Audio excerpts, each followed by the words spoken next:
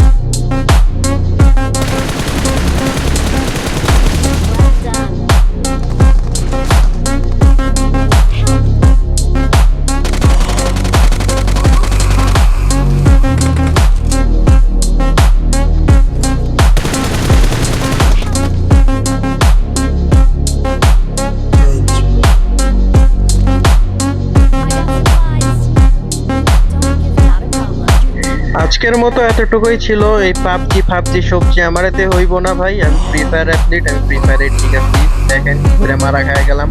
আজকের মতো আমার ভিডিও এখানেই এন্ড হইতেছে। বিদায়।